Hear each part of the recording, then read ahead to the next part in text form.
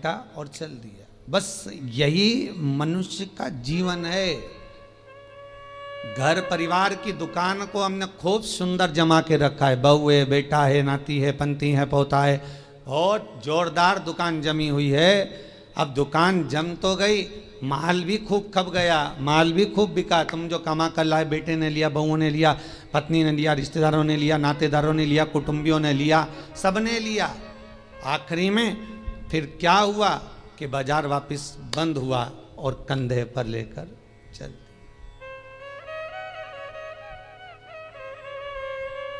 फिर निवेदन करूंगा, तुम दुकान पर बैठकर व्यापार में, व्यवसाय में, नौकरी में, तुम दुकान में जितना बैठकर कमा रहे हो उसका भोग तुम्हारी पत्नी, तुम्हारे बच्चे, बहुएं, पोता पोती, रिश्तेदार, कुटुंबी सब भोगेंगे। पर तुमने जिस तरह से कमाया है उसका भोग तुम्हें अकेले ही भोगना पड़ेगा, कोई दूसरा नहीं भोगेगा।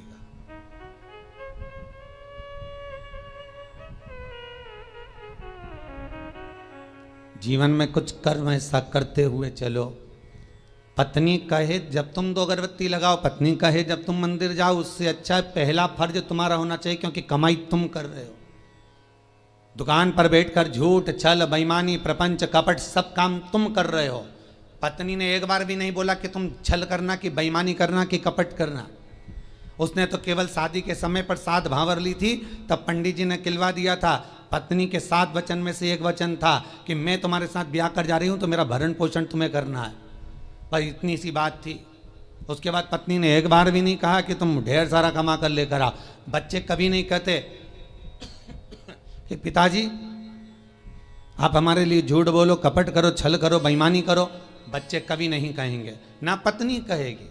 जब ऊपर जाओगे, यम की कैद चढ़ोगे, तो यमराज तुम्हें जब नरक में पटकेगा तब कहोगे मैंने झूठ पत्नी के लिए बोला था, मैंने बच्चों को पढ़ाने के लिए, आगे बढ़ाने के लिए झूठ बोला था, मेरे अकेले को नरक क्यों पटक रहे हो? पत्नी और बच्चों को भी तो पटको। तो यमराज भी कहेगा झूठ तूने बोला, कपट तूने करा, बेईमानी तूने करी, प्रपंच तूने करा, तो भोग भी तू भोग, दूसरा काय को भोगेगा।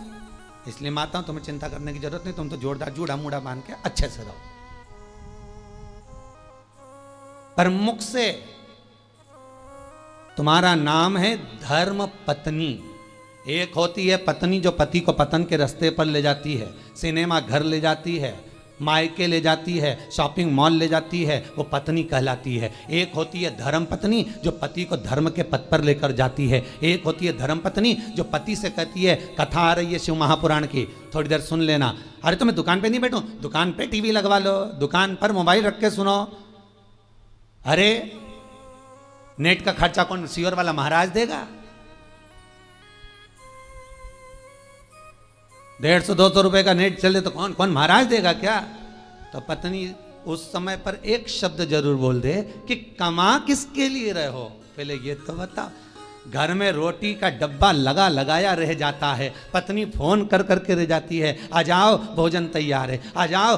ग्राहक ऐसे टूट पड़ रहे कि 1 मिनट तो खाना खाने की फुर्सत नहीं। और बच्चा टिफिन लेके आ गया तो टिफिन 2 घंटे तक रखा दिया, ठंडा हो गया, सारा की सारा बेकार हो गया। और तुम वो ठंडा भोजन गाय की सांदी जैसा बस खा रहे। ऊपर से दुकानदार फिर ग्राहक बोल रहे सेठ जी की मुंह में रोटी, सेठ फिर निकाला। किसके लिए कमाया भाई?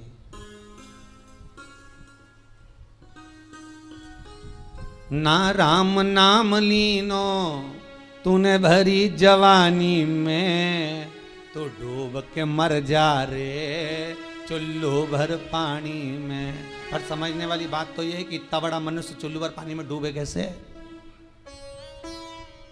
इतना बड़ा मानव चुल्लू भर पानी में डूब के मरेगा तो मरेगा कैसे? ये सोचने वाली बात है।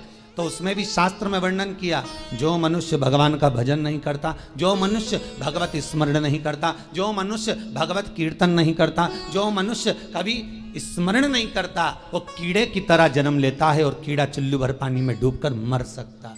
धर्म पत्नी का फर्ज है पति अगर कमा कर तुम्हें ला कर देता है तो तुम्हें चाहिए कि पति से कहो चलो दान करिए, चलो पुण्य करिए, चलो कथा सुनिए, संकीर्तन करिए। ये धर्म पत्नी का फर्ज है।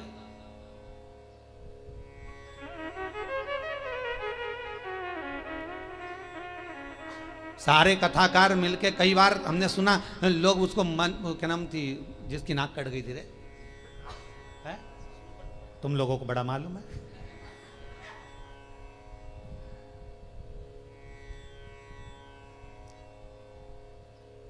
मतलब इतनी फेमस है वो, है?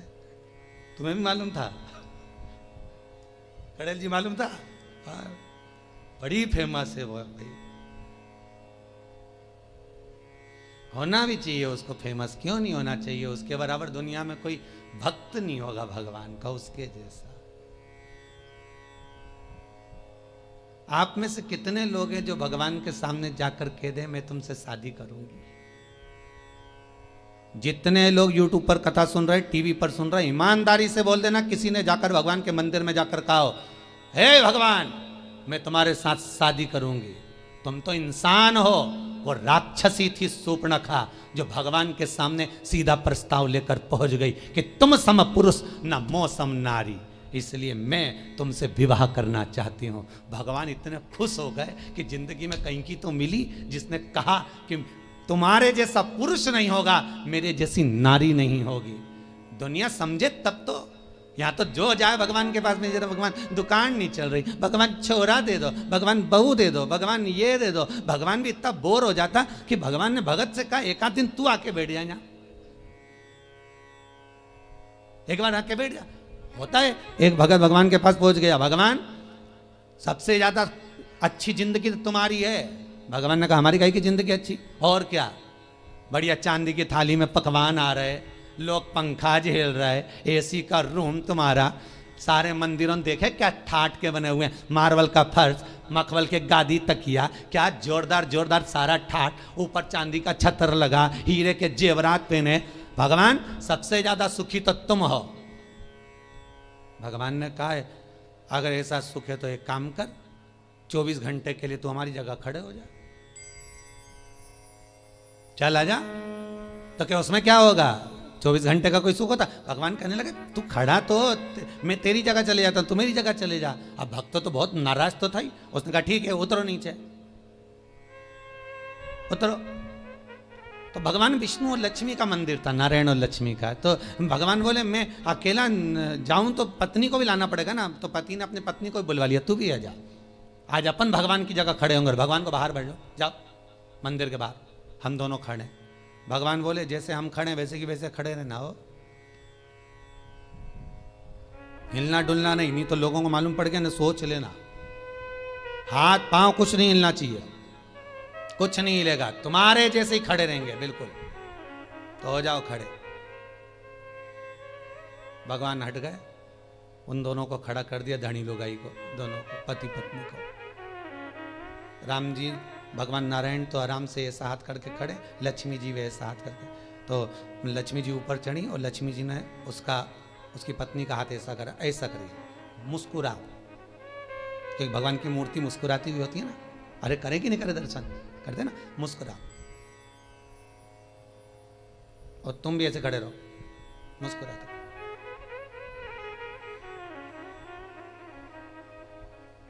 इतना छोटा सा तो काम, एसी का भी तो रूम है, अरे खाने को भी तो चांदी की थाली में सब मिलेगा।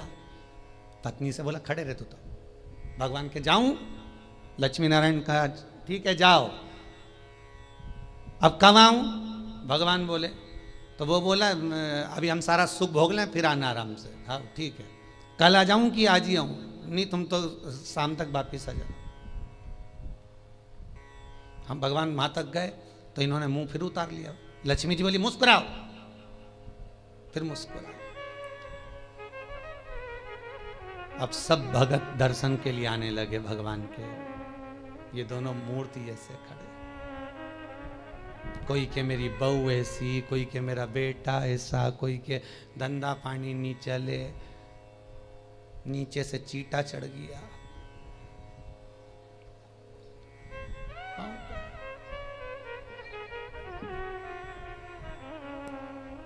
अब अब नीचे से चींटा चढ़ा तो पत्नी सीधे खड़े रहो, सीधे खड़े रहो, मुस्कुरा। वहां से मुस्कुराए कि चींटा भगाए।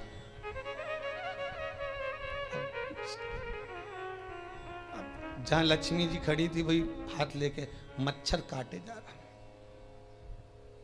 पति बोले अभी तो मेरे से कह रही थी, अब मुस्कुरा।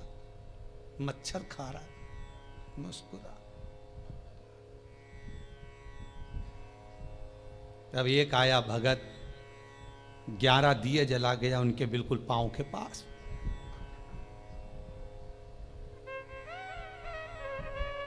पत्नी बोली आग लगा के मानेगा।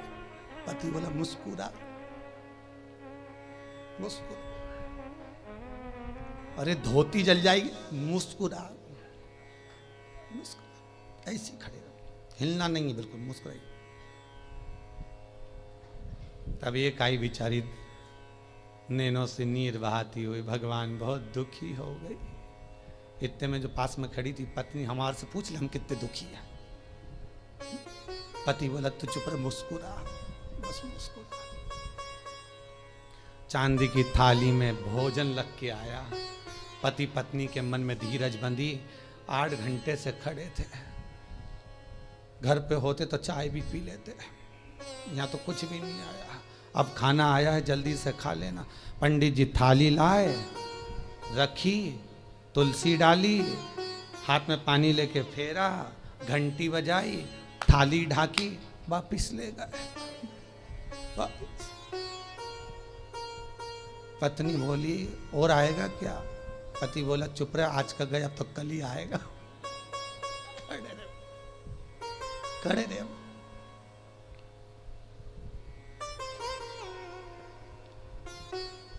शाम के समय भगवान नारायण और लक्ष्मी आ गए। क्यों भैया सुख में तो हो, क्या आग लगे बस सुख का नाथ, तुम तो तुम्हारी जगह खड़े हो जाओ, हम तो हमारे अच्छे, तुम वहीं आ जाओ वापिस। जल भगवान बोले हम तो नहीं आ रहा, तुम ही खड़े रहो, कि हमारे बाप की सौगंध है, हम दूसरी बार भगवान नहीं बनेंगे, तुम तो खड़े हो जाओ। बड़ी मुश्किल से भगवान नारायण लक्ष्मी फिर खड़े हुए। हमें लगता है सामने वाला व्यक्ति बहुत सुखी है, पर उसकी जगह पर जब हम बैठते हैं तब मालूम पड़ता है कि दुख जीवन में कितना पड़ा है। जीवन में दुख कितना है वो समझना। पकड़ कर हाथ जो तेरा, कहे तू लाडला छोरा, अभी सब साथ हैं तेरे, आगे होने को धोखा है। हरि भज लो, हरि भज लो, हरि भजने का मौका है। हमें अपने कुटुंबी, रिश्तेदार, नातेदार जितने भी हमें अपने लगते हैं, ये कोई अपना नहीं, केवल एक लुटेरा है। कितना सुंदर लिखा है।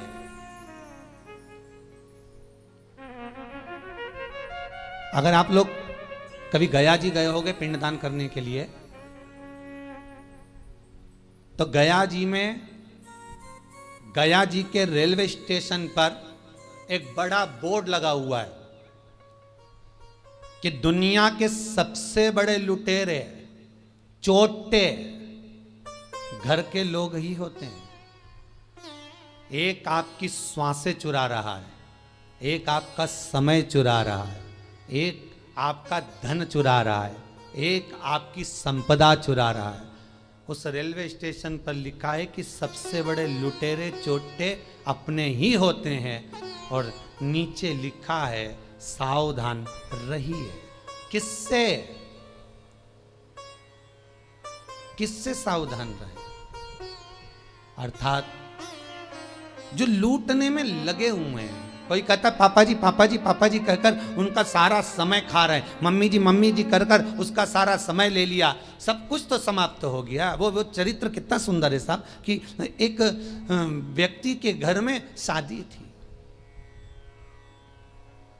बहुत गरीब बड़ा व्यक्ति है,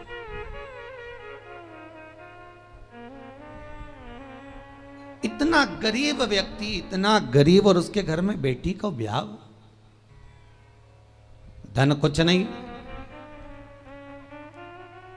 लड़के वालों से कह दिया सा मैं बहुत गरीब बड़ा हूं, मेरे यहां कुछ भी नहीं है, तो कि बारात आएगी तो उसको कुछ तो दे सकते हो, हमें रकम मत दो, दहेज मत दो, पर कोई आएगा तो उसको कुछ तो दोगे ना खाने को। तो क्या साहब मेरे पास में केवल थोड़ी सी शक्कर ले आऊँगा, नुक्ति बनवा दूंगा, कोपरा पाक बनवा दूंगा, खिला दूंगा। बहुत गरीब हूं मैं। बेचारा गया मांग धोंग के, लोगों के हाथ जोड़कर, पांव पड़कर, निवेदन कर कर सेठ जी के यहाँ से एक शक्कर की बोरी उठा कर लाया। घर में लाकर पत्नी से कहा, ये शक्कर की बोरी रखी है, बेटी की शादी के लिए रखी है, हाथ ना लगाना। कोने में रख दिया है। हलवाई से बात कर कर आया हूँ। हलवाई कह रहा था मैं आ जाऊँगा, बना दूंगा। अपने पास घी नहीं है, पर हलवाई बहुत अच्छा था, वो कह रहा था मैं ले आऊँगा, तुम बहुत गरीब पड़े हो। शक्कर की बोरी रखी है, ध्यान रखना। शादी की तैयारी में लग गए सब। 2 दिन बाद बारात आना है।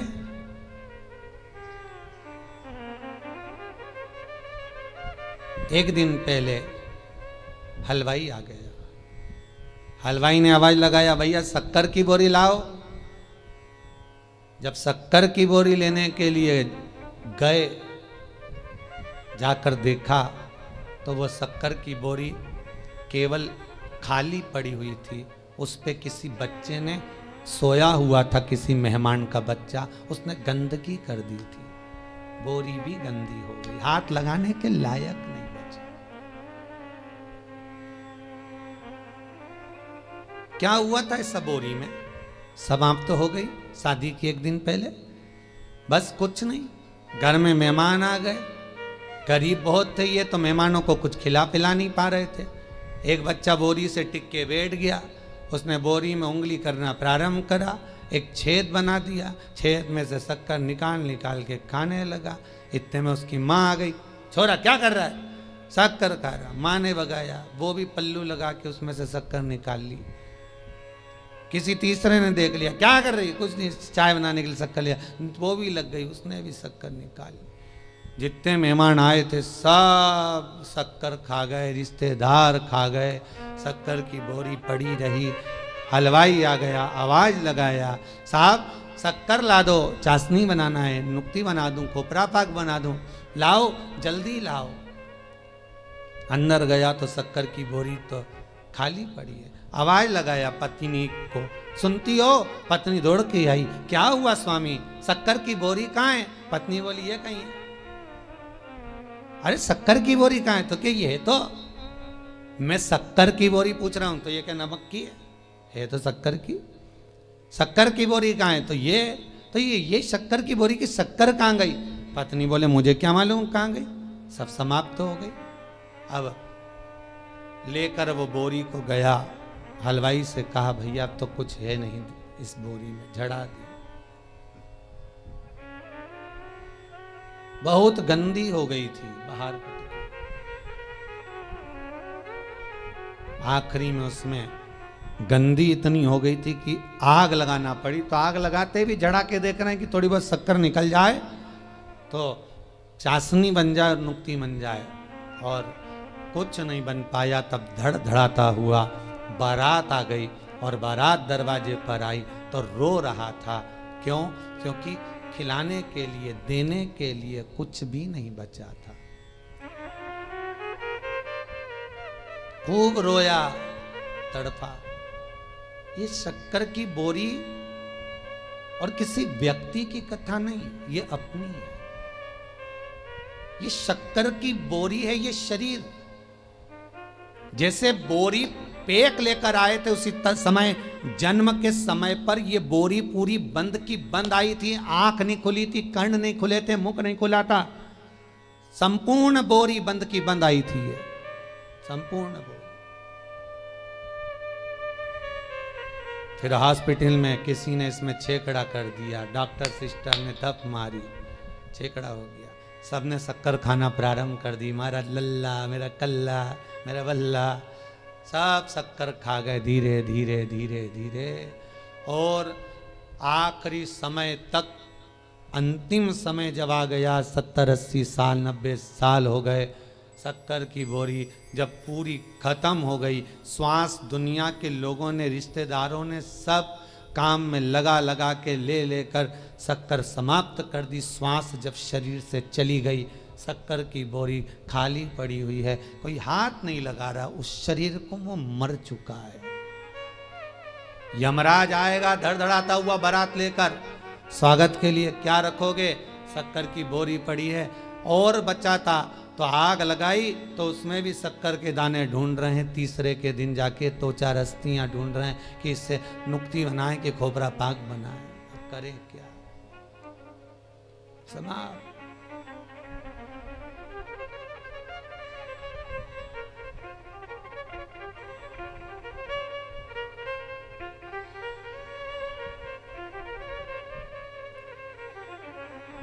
दुनिया के लोगों की एकता अगर देखना है, परिवार के लोगों की एकता अगर देखना है, मोहल्ले और संसार के लोगों की एकता अगर देखना है, तो दो जगह पर देखी जा सकती है।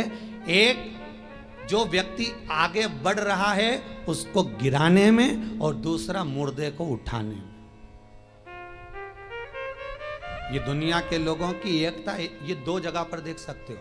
अगर कोई व्यक्ति आगे बढ़ रहा है, उन्नति कर रहा है, परिवार का हो चाहे कहीं का भी हो, जब आगे बढ़ता है सारे परिवार के लोग उसका टांग खींचना प्रारंभ कर देते हैं। हो वो तो ऐसा है, वो तो वैसा है। सारे कुटुंब के लोग उसके ऊपर उंगलियां उठाना चालू कर देते हैं, उसके ऊपर अपशब्द कहना चालू कर देते हैं, वो तो ऐसा। तो दुनिया के लोगों की एकता दो जगह पर नजर आती है। एक, दुनिया के लोग किसी को गिराने में तुरंत एक हो जाते हैं, किसी की बुराई करने में तुरंत एक हो जाते हैं, और एक, मुर्दे को उठाने में लोग एक हो जाते हैं। भले फिर कहेंगे अरे बेचारा मर गया, बहुत अच्छा था, बहुत अच्छा था, तो कभी उसको राम राम ही कर लेता है, एकाध बार जय श्री कृष्णा कर लेता, हर हर महादेव कर लेता। जब मर गया तब कह रहे बहुत अच्छा था।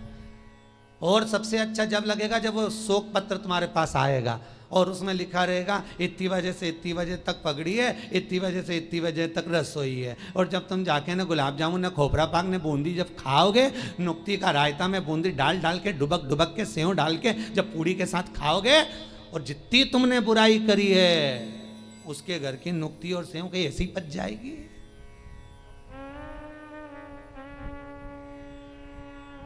ऐसे ही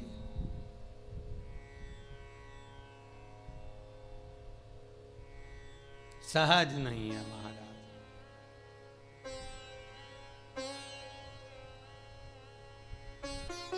मानव जो है जीवन व्यर्थ है। जितना भजन कर सकते हो, जितना स्मरण कर सकते हो, जितना मंत्र जाप कर सकते हो, जितना नाम जाप कर सकते हो, वो आपका है। वो टल नहीं सकता, वो व्यर्थ नहीं जाएगा।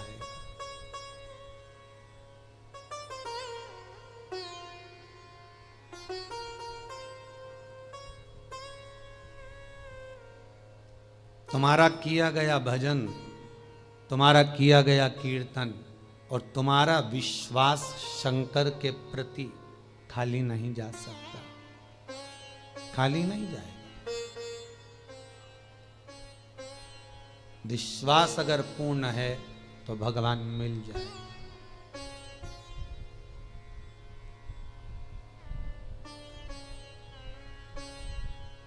विश्वास की अगर पूर्णता है तो भगवान कहीं दूर नहीं है, भगवान हमारे करीब में, भगवान हमारे नजदीक में।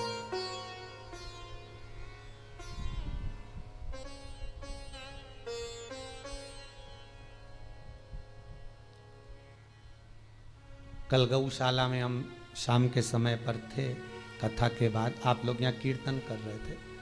शाम को एक भोपाल से परिवार आया था, वो थोड़ी देर यहाँ बैठे फिर गौशाला पर आए।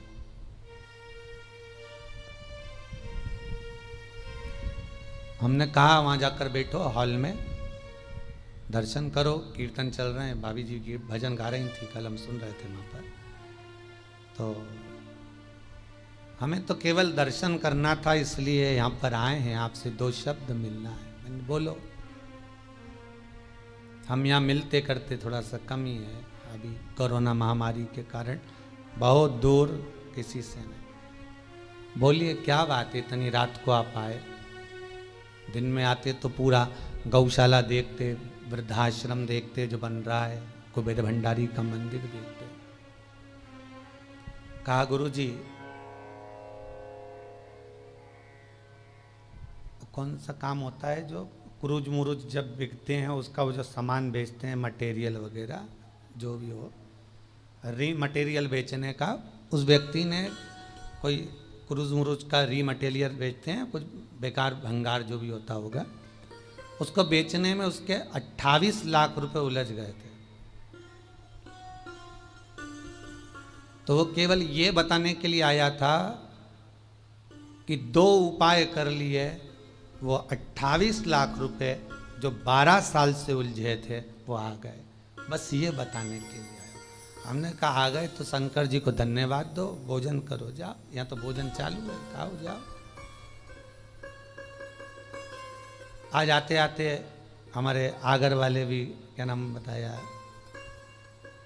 मेठी जी है, उनके चेहरे पे आज बहुत खुशी दिख रही है मेठी जी, और होना भी चाहिए। एक बार खड़े होके बताएंगे आप, थोड़ा सा दिखाइएगा मेठी जी, आज क्या खुशी मिली है आपको? माइक देना जरा उनको। आज उनको बड़ी खुशी मिली है, यहाँ आकर पांव रखकर आप आए, तो आपको क्या खुशी है कुबेर भंडारी के मंदिर से मिल गई है ऐसी?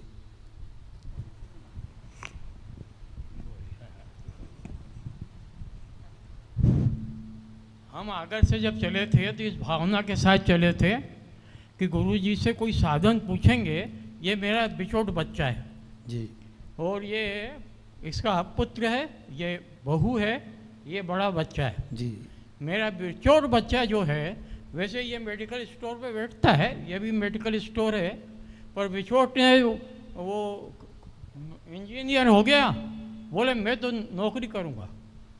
ठीक है भाई, नौकरी कर, 2-4 जगह करें, कहाँ करें। हम आपसे ये निवेदन करने आए थे कि या तो आप इसको कोई परमानेंट नौकरी की कोई साधन बता दो, और नहीं तो इसे घर वापस बुलवा दो। हमने आके यहाँ पे बैठे, पानी वानी पिया, भोजन किया, फिर गौशाला में दर्शन करने गए। बस गौशाला से दर्शन करके हम जैसे ही यहाँ आए और उसका मैसेज आ गया कि बाबूजी मुझे मेट्रो में अपॉइंटमेंट मिल गया है परमानेंट, आगरा से मेट्रो चलेगी, उसमें मैं सरकारी नौकरी उसे प्राप्त हो गई। हाँ, बहुत बहुत धन्यवाद। बैठिए मेठी जी, ये आपकी कृपा है। नहीं, बाबा की कृपा है बेटी, बहुत बहुत साधुवाद। आपका प्रेम, विश्वास, करुणा केवल भगवान पर अगर है तो मेरा विश्वनाथ कमी कुछ नहीं रख सकता। वो विश्वास आपके भीतर शंकर की कृपा से आना चाहिए। कोई जरूरी नहीं कि हम मिले ना मिले, परंतु आपका विश्वास यदि शिव के प्रति है, शंकर के प्रति है, तो बाबा उस विश्वास को पूर्ण करता है। तो विश्वास पूर्ण करता। अब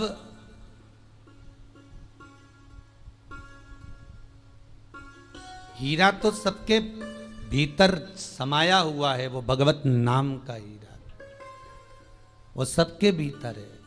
राम नाम, कृष्ण नाम का वो हीरा, ये आत्मा का एक भाव का हीरा, पर काम, लोभ, विषय, वासना, आसक्ति, तृष्णा जो चारों तरफ लपटी हुई है, उसके कारण हम भगवान तक पहुंच नहीं पा रहे।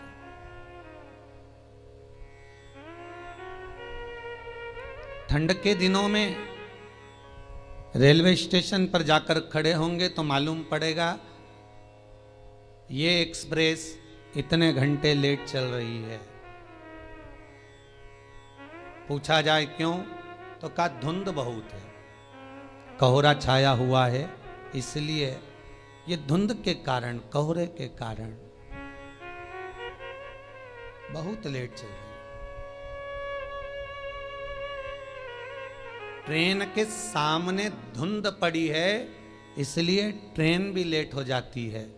मन के सामने अहंकार की, लोभ की, विषय वासना, काम की धुंध चढ़ी है, इसलिए यह मन मेरे शंकर तक नहीं पहुंच पाता। इस मन को शंकर तक पहुंचाने के लिए अहंकार, काम, लोभ, विषय, वासना, आसक्ति, तृष्णा की धुंध को हटाना होगा। जब ये धुंध हट जाएगी, भगवान मिल जाए, वो प्राप्त हो जाए।